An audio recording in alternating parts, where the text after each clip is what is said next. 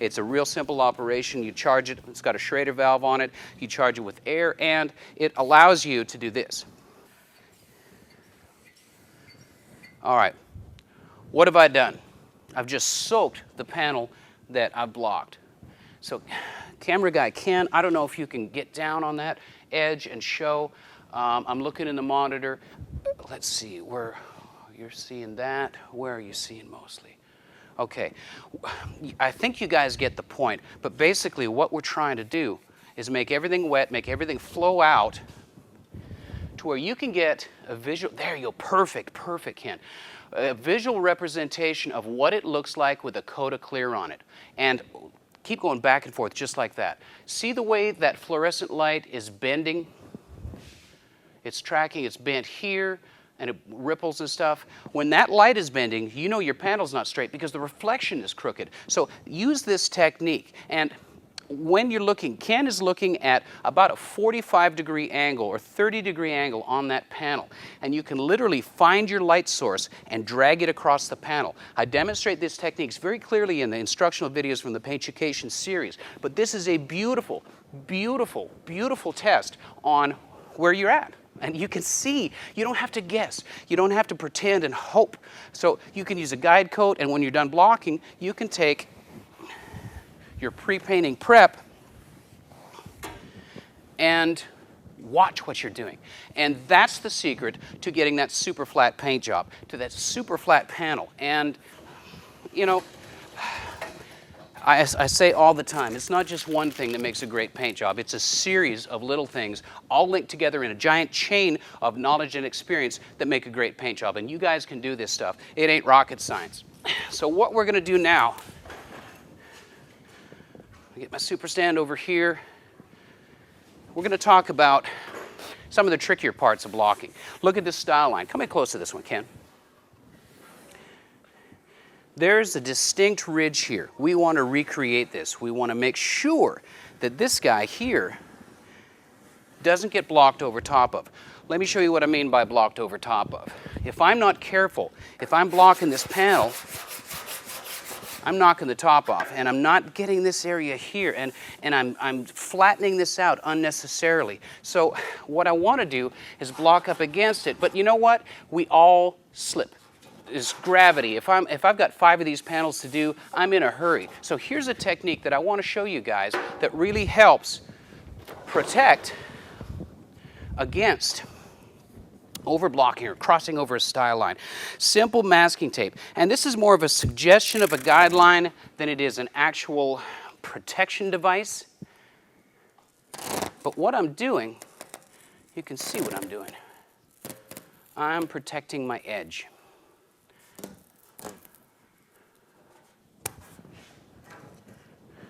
And this way, when I block into that guy, using the leading edge of my block, I know real quick when I'm hitting bottom, when I'm hitting that tape. So now I can be confident that I'm blocking correctly up into that. So now what do we got? We've blocked here, and this is untouched, completely untouched. So the reverse of that guy, of that technique, I can find my tape edge, is to now tape through the low side.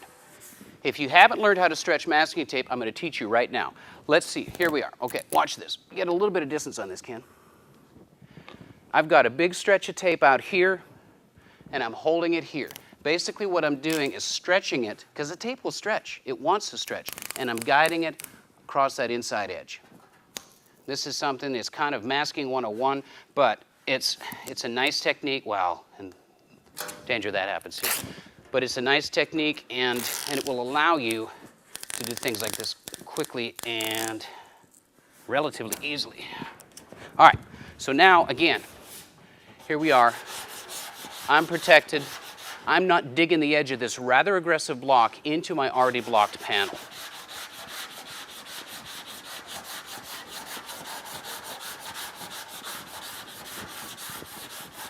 Okay, I've hit metal. I've still got a low spot there. That tells me it's time to reprime. I don't want to dig holes in it, because if you keep going here, your block, just like a wave on the ocean, will contour into that stuff. I'm going to show you another way to utilize the tape technique to create my roll of tape rolled away. Here it is. To create a peaked edge. Your F-body Camaros, that style line that goes down the middle of the panel, it's really distinct, and it's really nice to be able to crisp those things up. So you can do something like this. If you have to help build back, and this goes for filler as well, guys. You can do this with your poly fillers as well as your primer surfacers, because essentially it's the same thing. So what have I done there? Created a hard edge. Now I'm covering up what I've already covered, and I'm blocking into that guy again.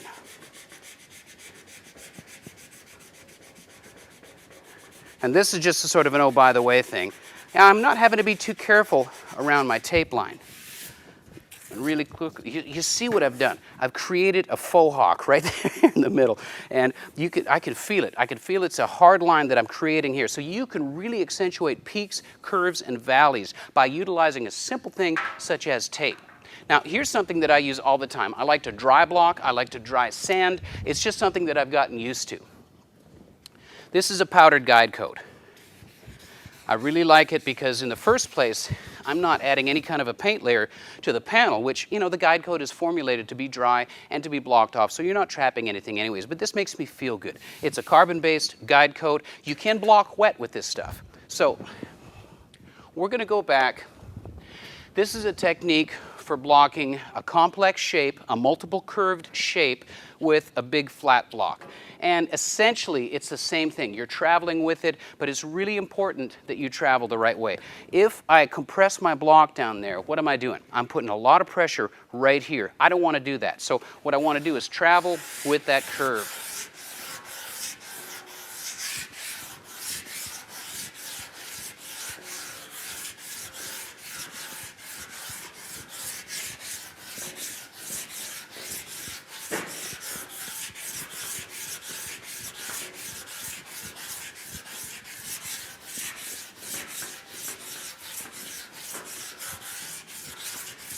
And as long as I'm using the right pressure and the right technique and guide coats and visual aids, I can take a straight rigid block and I can work contours and complex shapes with it. And you guys can too, and that's kind of standard. It's kind of industry standard. But in my opinion, there's a different way to do it that can get you there a little bit faster. So we're going to switch panels right now. I'm going to get my super stand out of the way.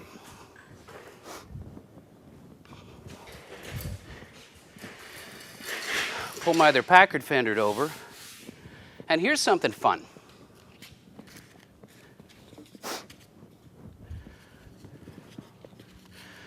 It's rethinking things just a little bit. Oh, where's my scissors? Hang on, Ken. Rather than force my sanding block, because you can with these guys, force my sanding block with the paper on it to the contour, what I'm going to do here is, let's see, we're about there.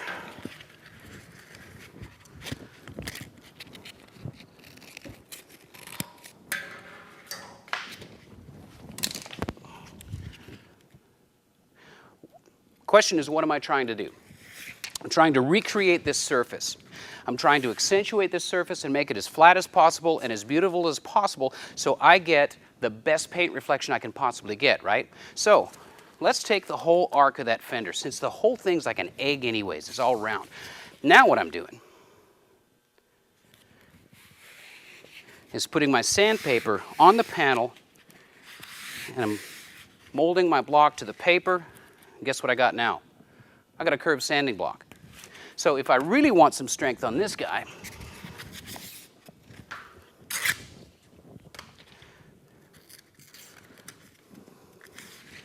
I do it again on the top side. Touch it in the middle. I'm forcing the block down. Forcing the block down there. So now, it's not going to flex, it's not going to move, and now I've got something that I can block and grab onto. So my traveling with a hard rigid block over this corner just got a whole lot easier, folks. The other blocks that I showed you, you can do this technique as well. With the rods, you can take the rods out, but these soft sanders, in my mind, are easier to do because the shape's already there. I don't have to put pressure on the ends to get the shape in there. And you can see what's happening.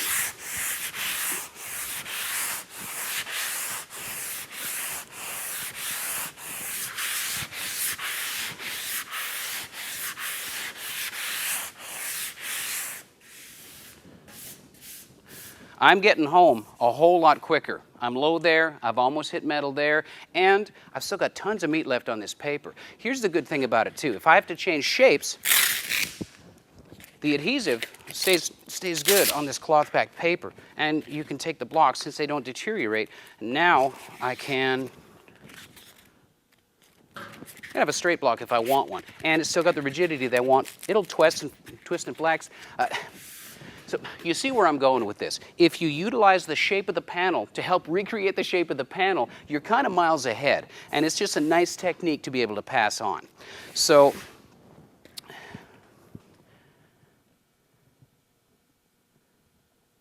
we've talked about rigid blocks. We've talked about flexible blocks. Let's talk about the style line again. Hang on just a moment.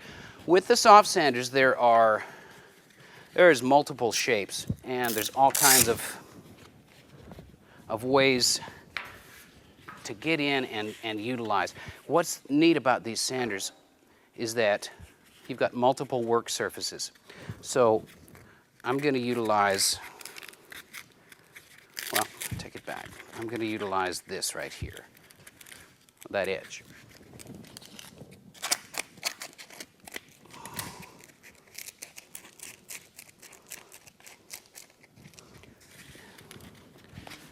Now what I can do is I can run this block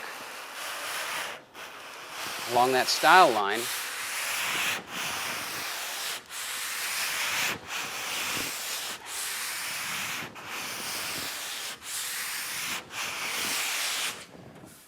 And what it's done is make a really nice surface right down here where normally I would be blocking up against that and potentially gouging that. Now, you can always go back and do it again, but this allows you to create different zones within the panel and correct that surface utilizing the different shapes of these different sanders. So that's something as well that I want to talk about. I've got some buddies that are beautiful custom car builders in the industry. They make their own sanding blocks, and they use the shape of the panel, which is kind of how the soft sanders came about in the first place. But they use the shape of the panel. They'll literally mill something out of wood or balsa wood or even plexiglass. Tim Strange blocks all of his vehicles, all the clear coat down with sheets of plexiglass that are very, very hard, very, very rigid. If you've ever seen one of Tim's paint jobs up close, outstanding, my friends, outstanding. So he knows what he's doing. He makes his own blocks. It's pretty cool. So on that note, we'd like to open it up to questions. I'm sure there's some questions in queue, but one of the questions that I get coming up is, why don't you block wet? Well, if you look at my shoes, they're dry. It's as simple as that. I like dry shoes. Sorry. The truth of the answer is that in the collision repair industry, speed really matters. Getting it done, you get one shot to make that flat rate. And I learned over the years that working dry allows me to not only get the job ahead of me done, but also to move on to the next step without having a wait time. I'm not saying I never wet sand, because I do. I wet sand during buffing, and there's times where I'll wet sand one and take advantage of that technology. But it's something that I've just come to appreciate, that I've gotten used to over the years. So we've got a question coming through. Go ahead with that question.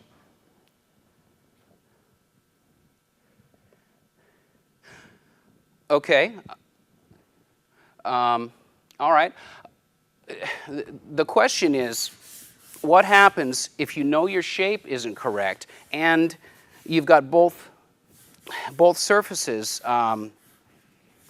sanded smooth and there's no guide coat? Well, the obvious answer is you reapply the guide coat. And if you've got enough meat left in your primer surfacer, and you can keep on blocking. You can block all day long if you've got enough material on there. We don't on these panels. Like I said, it's first prime, so I'm going to block this once until I hit metal, till I hit filler, and go back with another bath of the high build contour polyester surfacer. So that's a good question. And okay. So we've got another one queued up. And thank you for these questions, guys. This is awesome. And this is a neat way to share this technology. The Eastwood Company and I are going to be bringing you a bunch of these live streams in 2014. So buckle up. It's going to be a cool year. So go ahead with a question.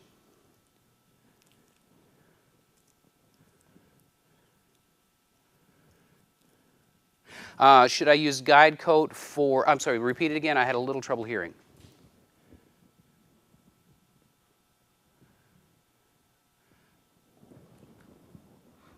Excellent question. The question is, should I use a guide coat for my fillers and for my poly fillers and fine finishing fillers before I get to the stage of a high build primer surfacer? Like I said, especially when you're using the contour, the poly filler, your polyester wipe-on fillers are the same composition as the spray-on fillers here. So it's essentially the same thing. So of course you can use a guide coat. That's where I really favor the powdered guide coat. And by all means, when I'm in a filler stage, if I've got a whole entire quarter panel wiped and a skim coat on that, I'll guide coat that sucker because I want to see. I won't wet check, because of course fillers and bondos and whatever you want to call it, your poly fillers, your wipe-on fillers are porous. You'll wick that solvent down in there and it takes a long time for it to dry out. And sometimes you trap solvents inside your fillers. But the guide coat on fillers is a great idea. It's another visual aid to get you close to home faster, get your panel in shape faster. And the straighter your fillers are, the less primer surfacer that you're going to need and the less blocking time that you're going to have into it. So great question. Yes, absolutely. Use a guide coat on fillers. Absolutely.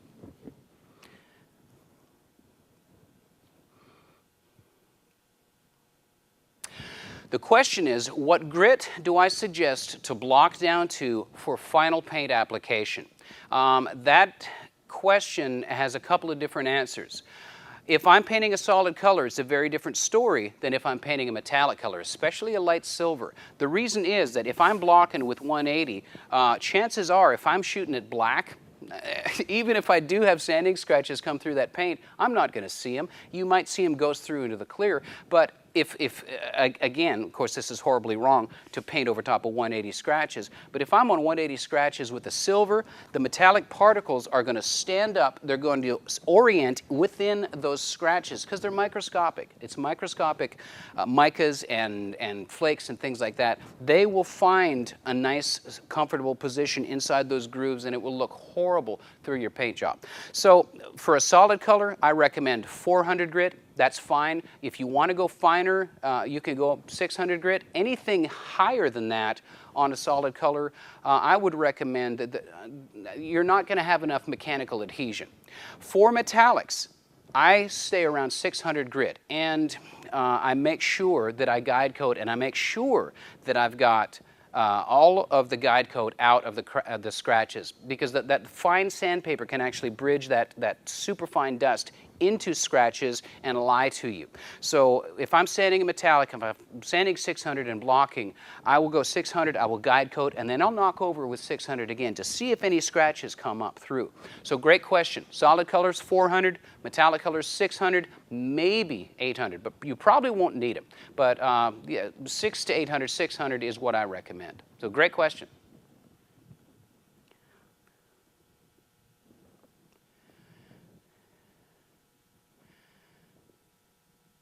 Okay, how many times do you prime and block and sand and prime and block and sand to get your surface straight before you move on? Well, the question was before you move on to high build primer, but to me it's before you move on to the painting. It's the smart-ass answer is however many it takes. With your guide coats, with your wet checking, you'll know when your panels are straight. You develop an eye for it very quickly. And honestly, it's however many it takes. The straighter you can get your panels through metalwork, through your polyester fillers, and then finally through your high build primer surfacers, you know, there's no real number. Your project will dictate to you when it's straight. It'll let you know. And when you're sanding guide coat off and you don't see any more low spots, you're straight. So on Jaded over here, the door to fender gap. The car was assembled, it was blocked, it was primed, it was blocked, it was primed. So everything's flat.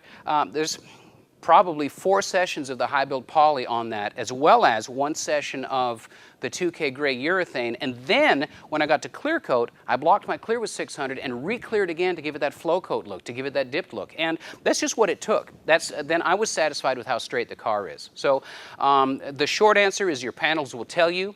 I would count on at least 2 primes and blocks before you go to your final primer for paint.